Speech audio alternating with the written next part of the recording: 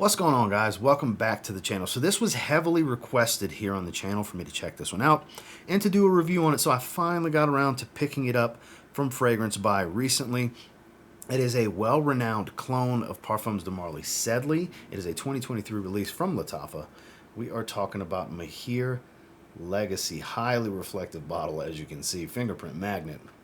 But we're going to dive into this one and see what all the hype is about. So stay tuned.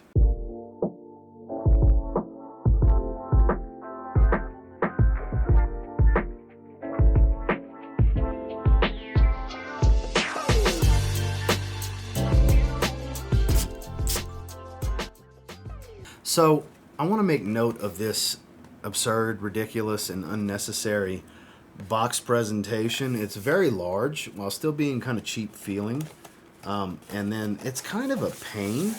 So when that happens, then there's also this that pops off.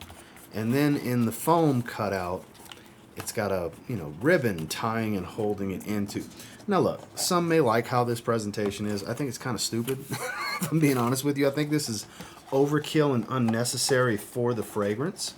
I can't imagine too many people being just like, oh yes, I'm so glad I have this, let me display it. It's kind of unnecessary. It's a box. Now in regards to the bottle, I actually kind of do like this odd bottle shape, and the horse head is interesting. Has nothing to do with the scent profile. It is a pretty hefty cap overall. This is kind of a weapon, very heavy metal.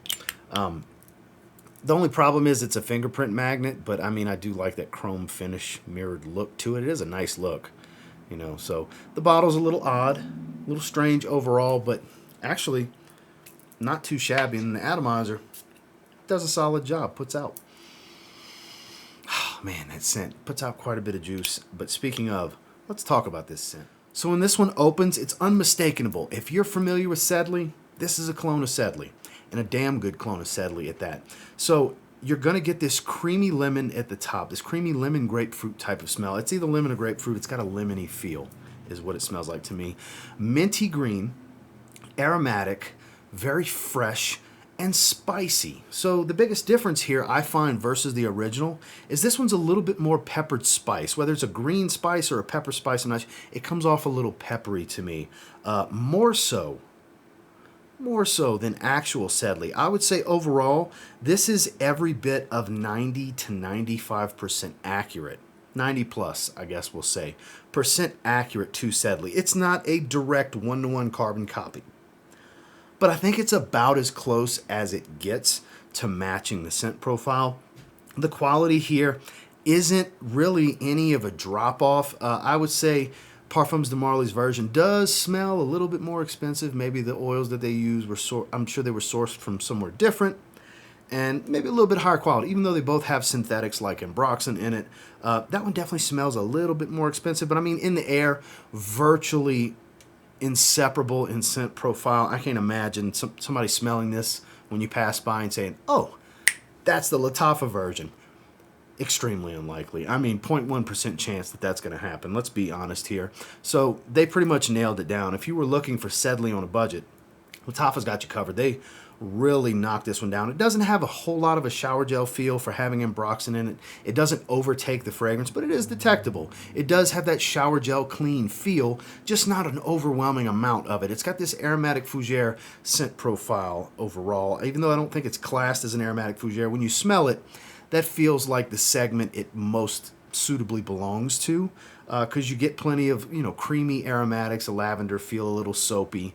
You've got your citruses, you've got your herbal green feel. That mintiness with that peppery tone really makes this opening so delectable, delightful. The versatility is top tier, as is with Sedley. I would say if you're looking for one of the more versatile blue fragrances out there that's come out in the last several years, Sedley's DNA is one of, where that was a niche blue fragrance, this is a clone of said niche blue fragrance, and I think Lattafa did a fantastic job. I can see why this one's got all the hype. This is definitely one of the best releases of the year from Lattafa.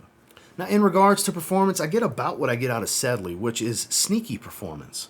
6 to 8 hour range and longevity, pretty much on par exactly with what I get from Sedley, with surprising projection, very pronounced without being overwhelming or overbearing or cloying. Now, in the highest of heat, I'm sure it can be a little cloying at first because it's so creamy. It's more of a creamy aromatic than it is a soapy aromatic overall. It's a little powdery, but not some powder bomb, at least not on my skin.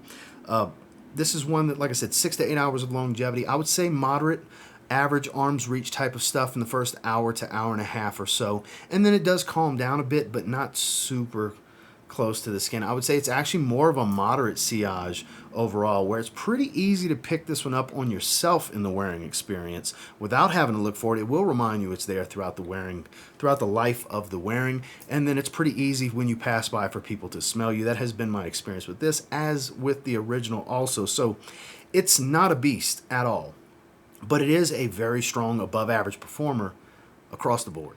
Final thoughts on Maahir Legacy from Lattafa, the famed, infamous, if you will, Parfums de Marly Sedley clone. I think this is a great showing from them. Lattafa continues to impress and kind of dominate the marketplace space when it comes to these affordable Middle Eastern dupes, clones, and inspired by fragrances. I know some people aren't a fan of the clones, but I know there are a lot of people that love getting the bang for their buck. I understand both sides of it. As a consumer myself, I get where people are coming from, and I do think this is a great release at an 8.5 out of 10. This is super versatile, easy to enjoy, well worth your money. I picked this up for around 36, 37 bucks from Fragrance Buy. You get this one sub $40. You're going to be happy with it. If you're looking for that grab and go type of fragrance that's going to work for everything, professional settings, casual settings, evening settings, doesn't matter, that super versatile type of scent profile with some really good performance that's not going to overwhelm, but also not really leave anything to be desired, they got you covered here. I think it's great at an 8.5 out of 10.